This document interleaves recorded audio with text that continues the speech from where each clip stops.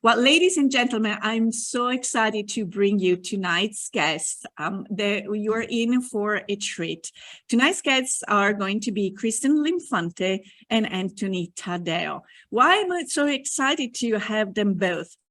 Because if you have been listening to the program, and I'm sure you did, and enjoyed both our opening music and our closing music, you know that I always give credit to Alla Boara for the music. Also, Anthony Taddeo was one of the first guests that we had on the show. And life takes everyone in a direction where all the ducks lined up. And I had the pleasure to work with Kristen Linfante, who is the executive director of the Chamber of Music Pittsburgh and also a professional viola musician. And by talking about Anthony's concert at Istituto Mondo Italiano last year, sparkles started to happen. And today we will solve all these connections. So, Kristen, let's talk a little bit about you. Let's keep our audience a little bit guessing what is going to be the connection between our three organizations and how I ended up playing Musical Cupid. Musical, this is not, but you will have, that will be a different type of radio show. But anyway, so Kristen, I'm so happy to have you. And you have been a professional viola player for many, many years. And let's go back to the very beginning. At what time, how old were you when you started playing the viola? Well, first, thanks so much for having me on the show. It's such a pleasure. And I'm so thrilled to be working with both of you. So the history of me becoming a musician was that I started playing the viola when I was 10 years old. And I do not come from a musical family. It came to me just through the public school system where I lived. And in the 4th grade, we had the opportunity to choose a stringed instrument. And I thought I wanted to play the violin. I didn't know what a viola was. And the day came when the teacher came in and played all of the instruments for us and we got to choose. And that was the first time I heard a viola. And I was hooked. That was it. I knew I wanted to play that instrument. The mellow sound just captured me. And luckily, it came fairly easily. They're hard instruments to play, hard to even make a sound initially. So I had sort of a knack for it. So that was very encouraging to me. I loved the sound and I decided immediately that that was what I wanted to do. My parents were very supportive, but again, not musical themselves. And then when I was 14, I lived outside of the New York City region. And I saw on the cover of the New York Times Magazine a picture of 4 children, and they were all students at Juilliard. And when I say children, they were 8, 9 years old. Oh.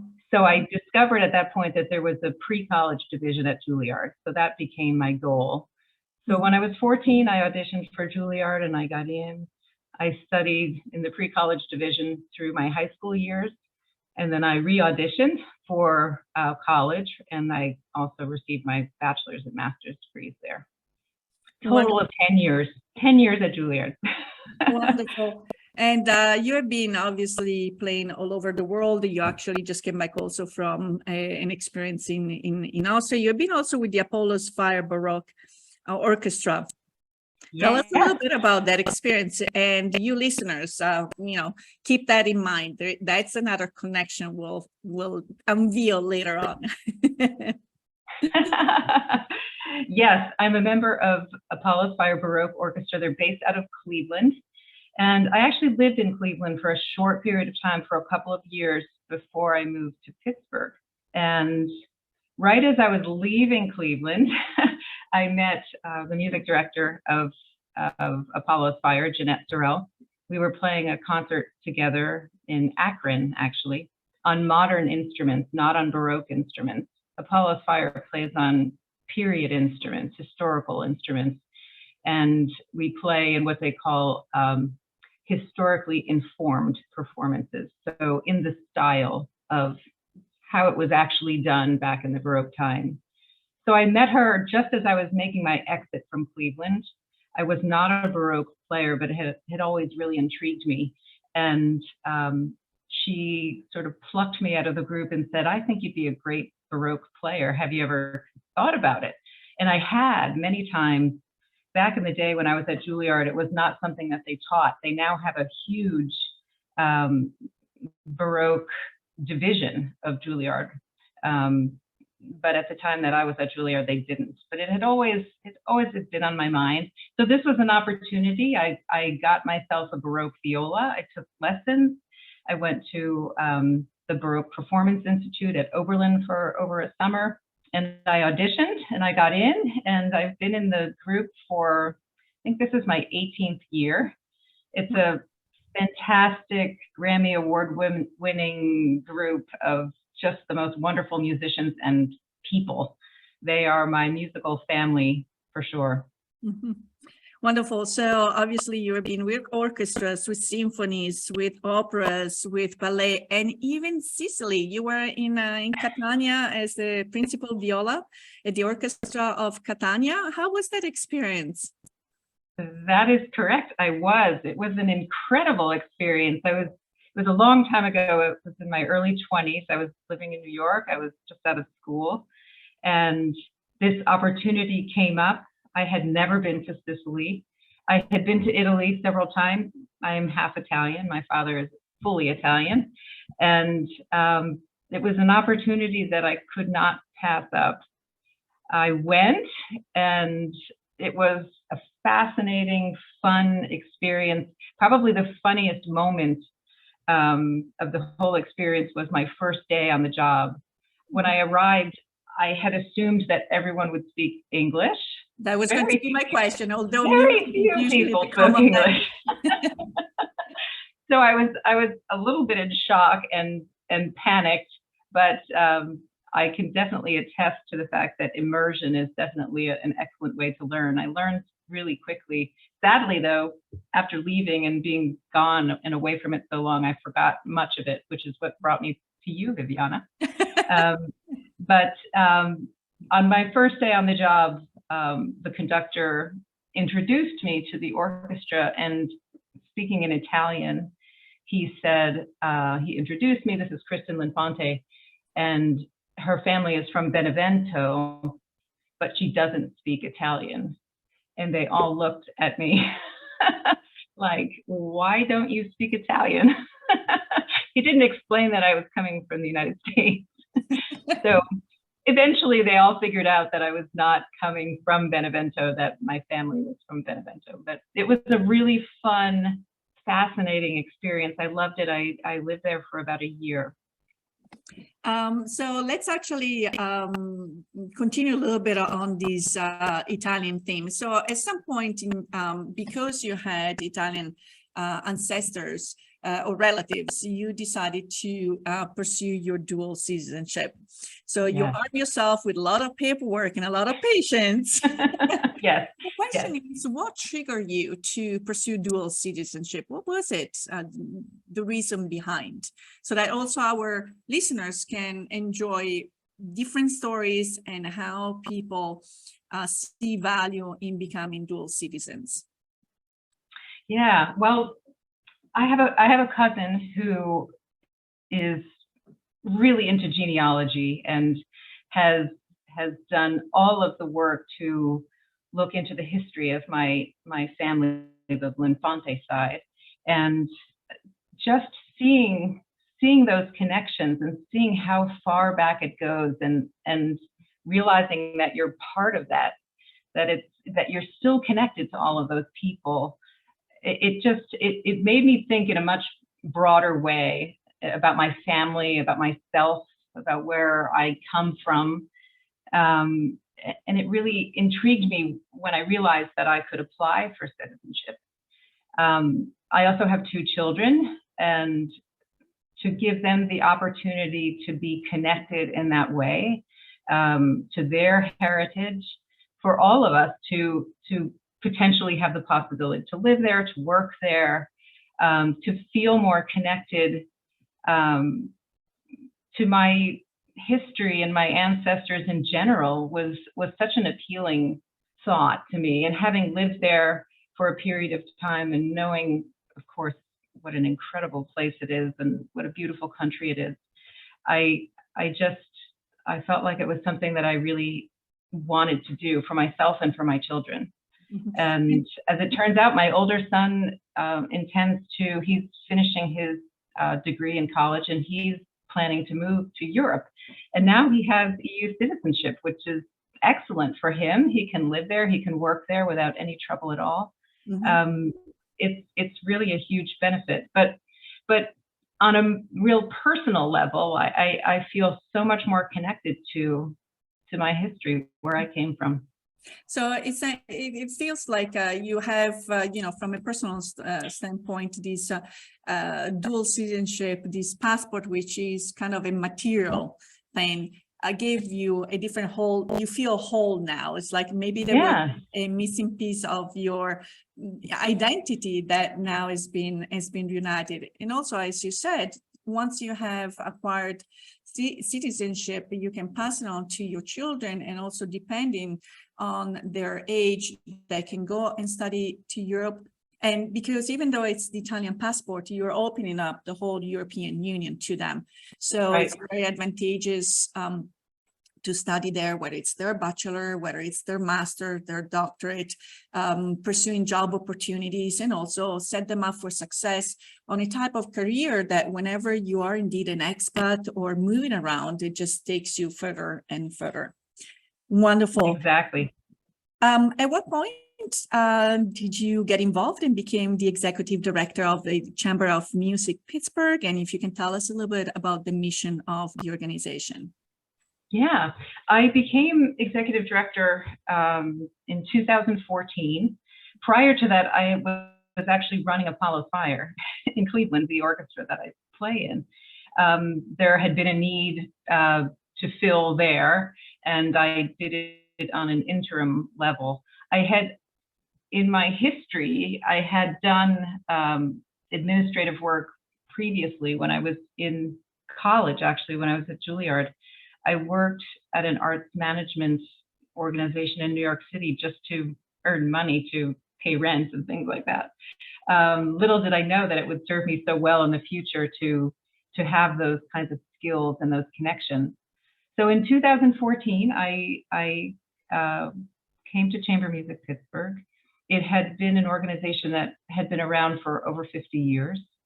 And it was an organization that hadn't changed a lot in 50 years. It was very, very successful, brought in the best of the best ensembles from around the world.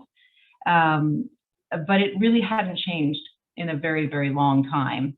So I looked at the organization, its history, where it had been and where it should be going. And my vision for the organization was that it would be much more expansive, much more inclusive, much more diverse in the kinds of music that we present. We've expanded from a 5-concert series back in 2014 to now having 3 concert series, 3 individual series, and a total of 13 concerts a year, plus a whole host of educational initiatives that we do. The main stage series is I would say our most, quote, traditional series. We bring in ensembles from all over the world. For the past 60 years, it has been presented in Carnegie Music Hall in Oakland. And actually this year, starting a week ago when our season opened, we have moved to the newly opened PNC Theater at Point Park University, which is a beautiful new mid-sized hall, which is perfect for chamber music. And if people are wondering what chamber music is, how it's defined, it's really defined in a very, very simple way, which is music that is played one person per part of music that was written. So say for a string quartet, there are 2 violin parts, so one person on each of those individual parts, first violin, second violin, viola, and cello. So that chamber music. It can also be, we've done concerts with an ensemble consisting of 2 DJs, a classical vocalist, a hip hop artist, and a guitarist, and a cellist. So that's also chamber music. Anything that is music where one person is playing each part that was written is chamber music. It's not defined by genre, it's not defined by where it's played or who's playing it or when it's played. So it's very, very loosely defined. It's not locked up inside of a little box. And so this expansion that we've done has been based on that vision, that we really have an obligation to serve the whole community and to show all that chamber music can be. So that's what we're doing. And it's been an exciting evolution. So we're getting closer to the connection between yes. Limfonte, Chamber Music of PIttsburgh, Anthony Taddeo, who has been patiently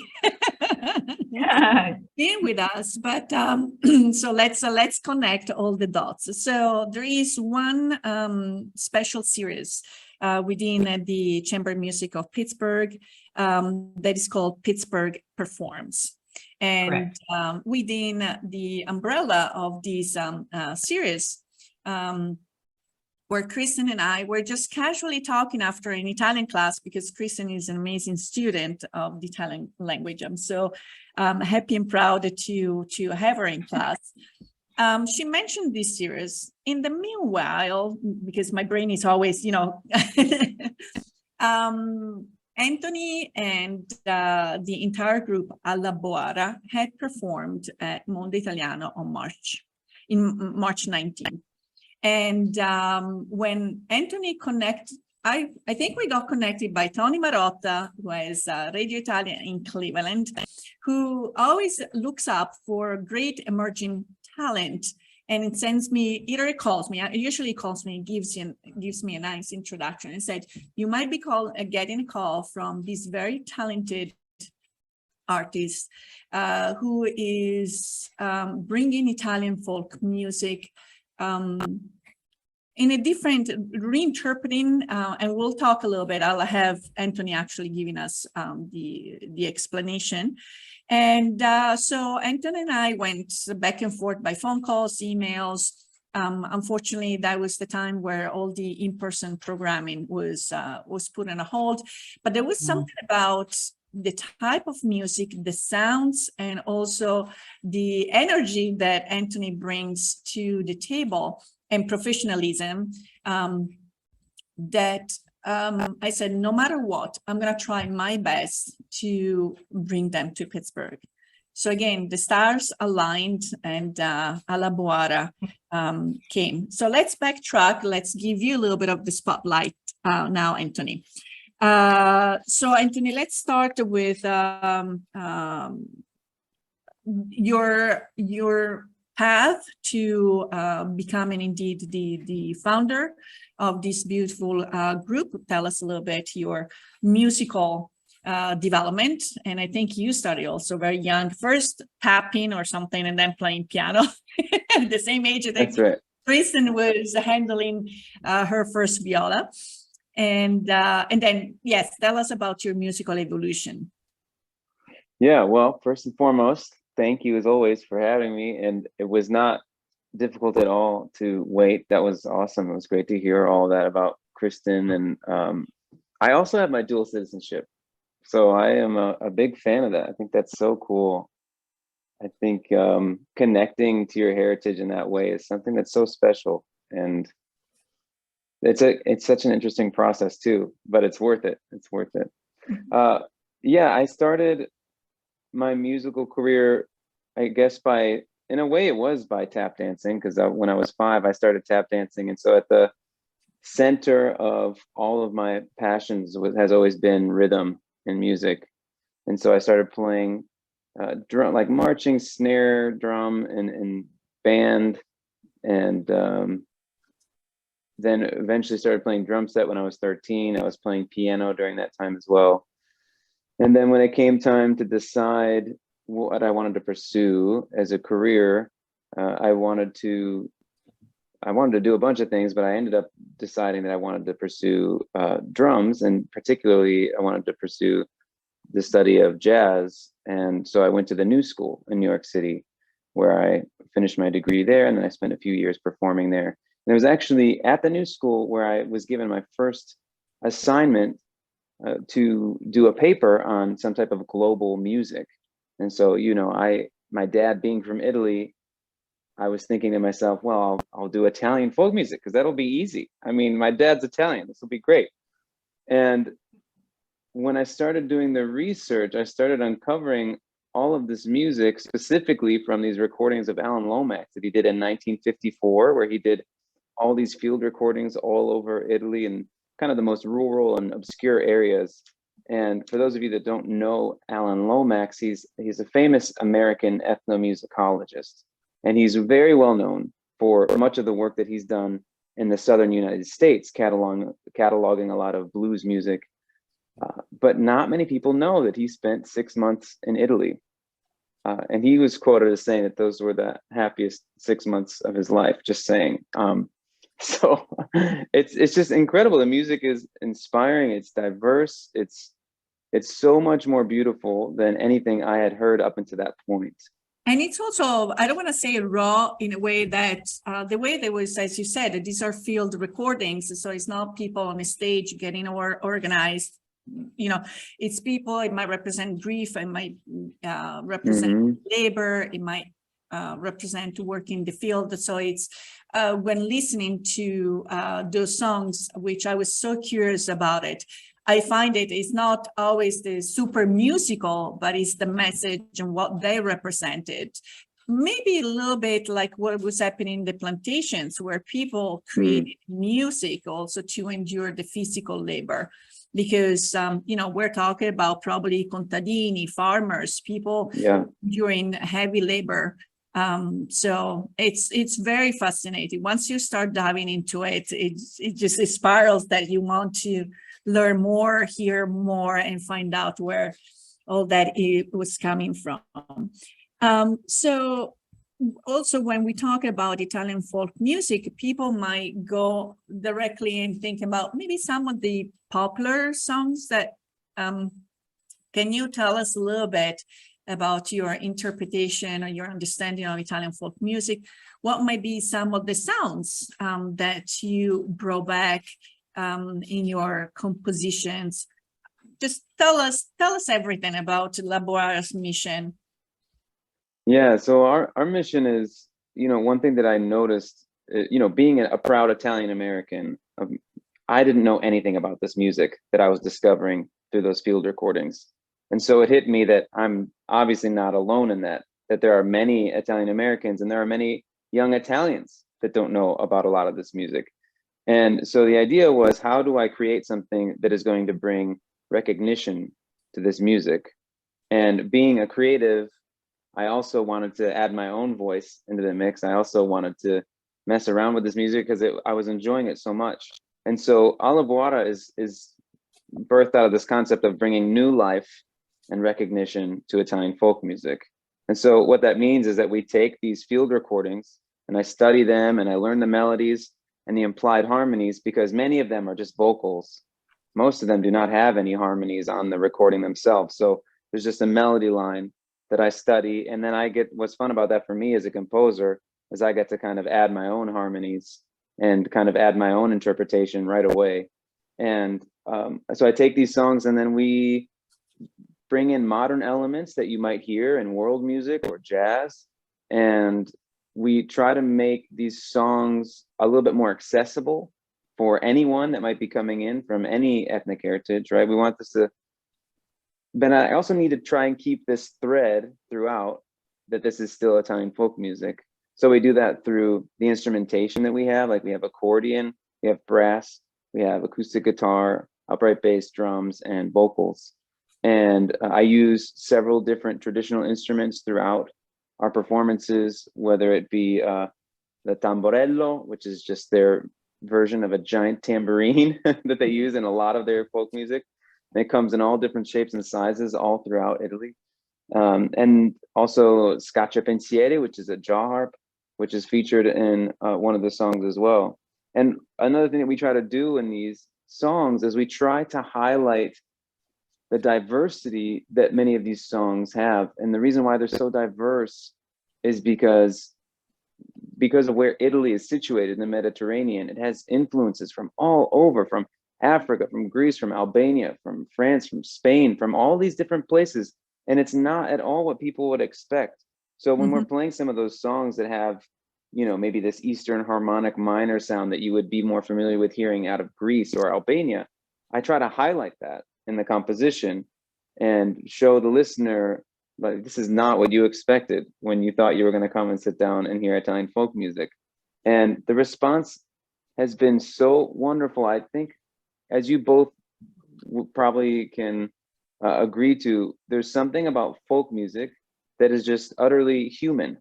There's a human experience in folk music, and people seem to connect to that, regardless of whether they have any idea what we're saying or not. You know, of course, we give a narrative, we give a story, we give context. But also, it's all these songs are mostly in dialect, so even native Italian speakers often don't know what we're saying. In the introduction that yourself or also Amanda will talk about the members of your group providing before some of the songs, puts the listener in that mindset that goes beyond understanding every single word, because you have already set the stage, and then the music allows us also to kind of put the subtitles, to put our story to the music. And indeed, when Alla Boara was at Istituto Mondo Italiano, it was an experience where we had even young children. People were tapping, people were clapping, people felt that connection. There was something ancestral. Those sounds it just bring you to a different space, to a different dimension, and something that everyone will experience. Take my word for it. In a different way, because we all have our experiences, what we call in Italian our vissuto. But someone might think about going to see their grandparents. Some others, their trip to Sardinia, like me. We were just discussing before the interview. My trip to Sardinia this summer took me to discover sounds, even a park where you just stroke the humongous rocks and you make music. I mean, it's just something I never heard of, never experienced. Or the scacciapensieri, that is any folk event there you're going to hear. Do you have any of these instruments with you? Maybe because people might know what scacciapensieri is. I do. I don't know how well you'll hear it on this microphone, but I can definitely try it. Would you like to give it a go? Does it have an English equivalent, the name of it? Yeah, the jaw harp. Oh, okay. Jew's harp. Okay. So scacciapensieri is that sound that makes your thoughts go away, but the ones that keep you awake, not the good thoughts. Okay. So go ahead, give it away.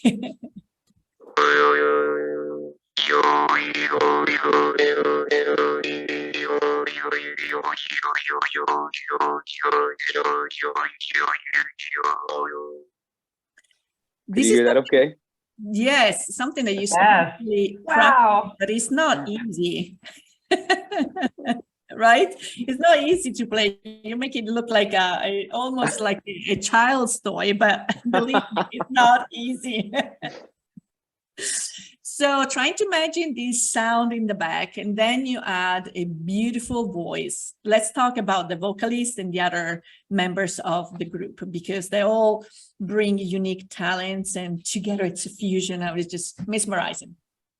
Am I allowed to reveal some of the connection here? Sure. Yes, absolutely. Yes. Okay.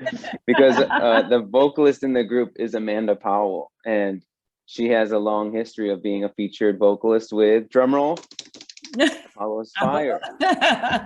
See, that's why we say il mondo è piccolo, the world is small. So forget about the 8-degree separations between Pittsburgh and Cleveland. It's 2 degrees at the most. That's right.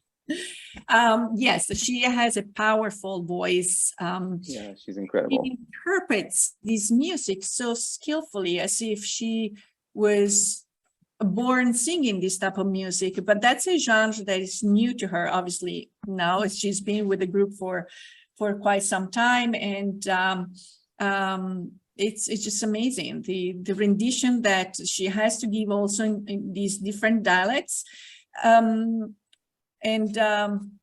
There is one song that I just, it's in my mind, but I'm just going to wait until October 27th to hear it again. Now, October the 22nd is a special date for Alla Boara. And thanks to Kristen and the Chamber Music of PIttsburgh. What is October the 22nd? Let's start giving some more information to our audience so that they can get tickets. Yes, yeah. So, okay, yes, would you yes, like me to? Anthony, would you like to tell them, or do you want me to? Sure. do the big I didn't want to deal? steal your thunder. Yeah, we are really happy to announce that we're debuting our very first album. So that will be out on the 21st, and we're coming to Pittsburgh on the 22nd to celebrate the release of this album.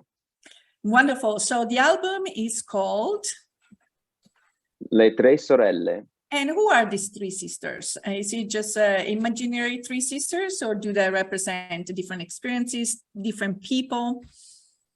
Yeah, the Le Tre Sorelle is one of the songs that is on the album, and it's also, for me, it's special because it's my daughter's favorite of the songs that we sing, and it's a really beautiful story, and one that encapsulates many of the features of Italian folk music that I find to be so fascinating. And that is that, Italy has a really strong history of having very distinct regional aspects, cultural quirks, traditions. And Le Tre Sorelle it's a story about these three sisters, one of which goes out on a boat, and she's in the middle of the sea, and she loses her ring in the sea. And so then she's looking around, she's thinking, how can I get this ring back? And she sees a fisherman, and she asks the fisherman to fish it out for her. And he agrees, and he fishes it out, and he says, if I give this to you, what am I going to get in return? And she offers him money. He says, I don't want money. I just want true love's first kiss. So they presumably fall in love at the end of the story. And what's so cool about this story is that it's found throughout so many of the regions in Italy, all over the place, but it has different variations in the harmony and the melody that reflect each region. And so I found that to be just so fascinating. And there's even a version in France. So it's something that's just, spread. It's like this great story. We want to tell that story here too, but let's change these chords. Let's do something different. You know what I mean? And I just love it, because to me that encapsulates so much of that history of not only the regions and how distinct their different take on art was or music was, but also just a beautiful nod to folk music in general, which is just this oral tradition that we pass on from person to person to person. And the beauty is that along the way, each voice gets to say something about that. Mm-hmm. So our listeners and anyone that is going to come to the concert is definitely going to be in for a treat. Kristen, can you explain to us a little bit about the format of this event as far as getting tickets? And because that's also a very unique feature of the Pittsburgh the Pittsburgh Performs series. Mm-hmm. Yeah, Pittsburgh Performs is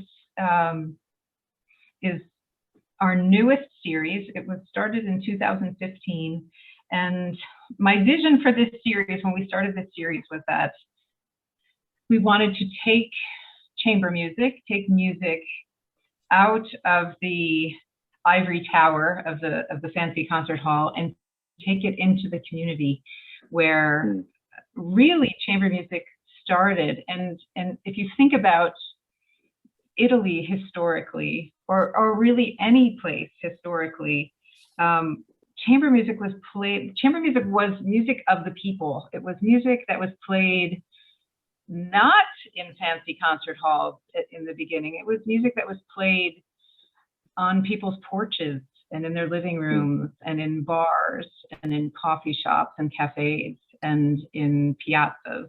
It was not necessarily music that was played in a fancy concert hall. That happened much, much later. And this series is meant to bring people back to the roots of chamber music. And the idea behind this series in particular is that we want to break down every possible barrier to welcome everyone into this beautiful genre. And we try to feature local and regional artists so that we can celebrate the incredible talent that we have right in our own backyard. So the series takes place all over Pittsburgh in very unusual venues. And the ticketing structure is pay what you wish. So you can pay nothing or you can pay as much as you'd like. Again, to not deter anyone from coming. Tickets can be purchased on our website, which is chambermusicpittsburgh.org.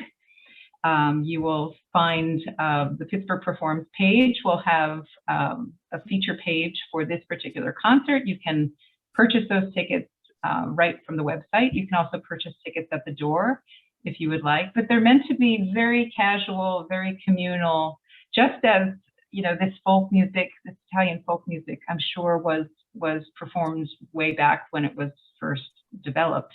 That is the concept behind this series. It's very intimate, as chamber music usually is. It's very communal. It's all about the connections between musicians and listeners and everyone present. It's always a fun time. So how does it feel, Anthony, to come back to Pittsburgh? I'm very honored that you have Alla Boara performing again, especially for their CD and with this collaboration with Kristen and the Chamber Music of Pittsburgh. I think we have a wonderful trifecta between the three of us that hopefully we're going to be able to repeat and continue to perk the interest of people into, you know, their past, because again, there might be some sounds, or it might be someone from the audience might go up to Anthony and said, "Oh, I remember my, you know, singing this little bit." You and I talked about the music from northern Italy, from the region where rice cultivation, and again, there was a lot of very intensive labor, especially for the women, who indeed came up with a beautiful music that has been recognized as almost like a genre. And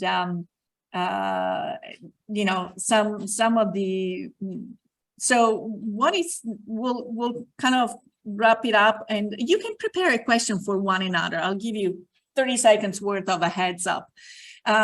So whenever you hear, do you continue to look for new music from the different regions, or maybe new instruments that are specific? Do you continue to do some research? Oh yeah, I mean, this is the best thing about this group right now, is that you know, I'm a professional sideman. That's my trade. I'm usually just performing with whoever calls. So that's how I ended up working with Apollo's Fire, because they needed a percussionist. Or I think Amanda actually suggested me, and that's how I ended up doing some music with them. So for me, this is such a passion project. And I'm just blown away by how well it's been received, especially by people like you, that when people can understand the vision and the mission behind this project, it moves me. It warms my heart, because again, there was no expectation at the beginning of this project that anyone was going to like this. This has just meant a lot to me, and I was hoping that someone might find some inspiration in it, or think it was interesting. And so I've been very moved to see how much people kind of resonate with it. And yeah, so the research continues. There's 11 discs of Alan Lomax's recording, and I've just scratched the surface. I mean, we have 10 compositions on the new album that's coming out.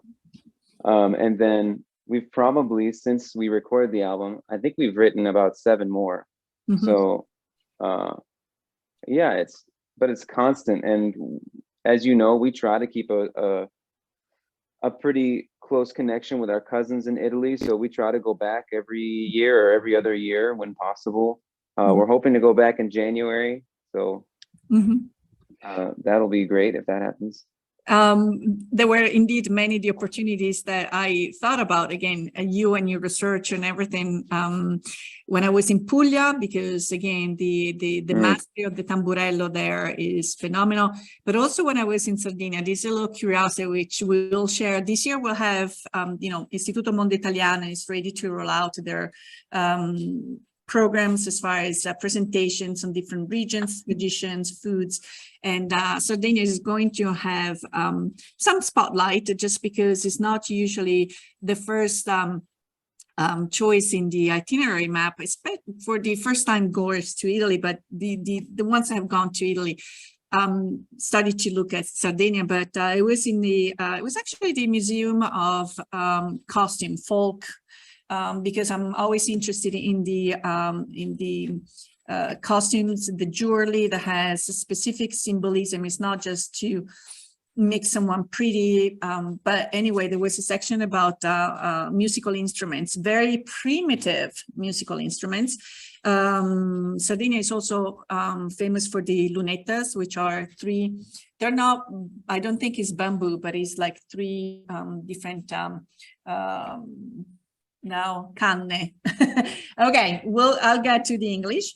But there was another one, which is was a tamburo, and I don't remember what skin it was made of, like this little drum. And this was actually, they have found out that the horses would just go crazy at the sound of this instrument.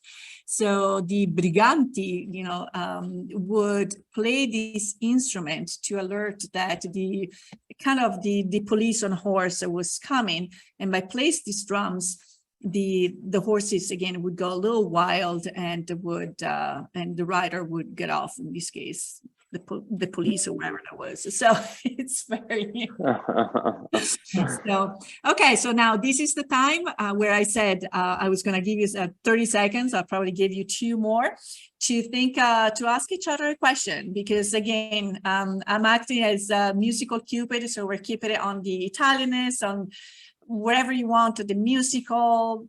Go ahead and Kristen, do you have a question for Anthony? I do. I have 2. One is a yes, no, so it'll be quick. But that question is, will you have the CD available for sale at our concert on the 22nd? Of course, yes. They will be in abundance. Great. Excellent. Wonderful. I'm sure everyone will want one. I know I will. And my other question is, so when you started on this journey, I presume that you had to start collecting instruments that you weren't familiar with, or were they instruments that you were already familiar with?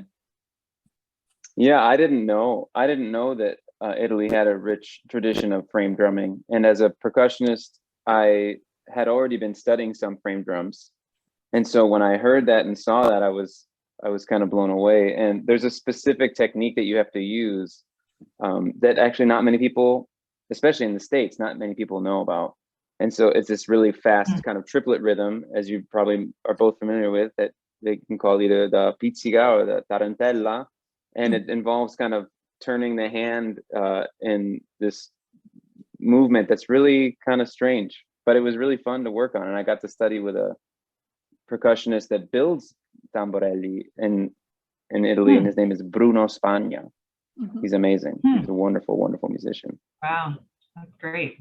Okay, Anthony, your chance to ask one question to fellow musician Kristen. Is it okay if I go a slightly more Italian heritage route with my question? I'm fine with that. How about you, Kristen? Yeah. Sure, I'll try to answer. Yeah. I'm curious what your experience growing up in an Italian American home, like what some of your favorite memories are, and what you kind of feel as this is a distinct Italian heritage moment in your life of where you think back with fondness on those types of moments? Oh my gosh. I would have to say, without a doubt, that the Sunday family gatherings were just absolutely incredible, where many of my relatives didn't speak English. It was in a home where several relatives lived together, brothers and sisters and aunts and uncles, a huge house with a massive, massive kitchen, and of course, massive amounts of incredible food. But that epitomizes to me that unmistakable feeling of family that I think the Italian heritage and culture really has such a huge focus on. And those are some of the fondest, most characteristic memories that I have with my family from my childhood, with those gatherings. Okay, with this beautiful message, please come and visit our families. Please mark your calendars with October 27. At 7:30, we'll start the concert, the CD release party of Alla Boara. The CD is called Le Tre Sorelle, and this event is organized in partnership with the Chamber Music of PIttsburgh. And on to their website, that's where you will be able to secure your ticket. Again, this will follow pay what you wish model. And we just can wait to meet you all, see concert goers coming back. This is indeed something that you don't want to miss it. So put it on your calendar, October 22nd at 7:30. We'll see you all. Thank you, Kristen. Thank you, Anthony. I'm doing the countdown until we see each other again. Thank you. Thank you so much. Ciao.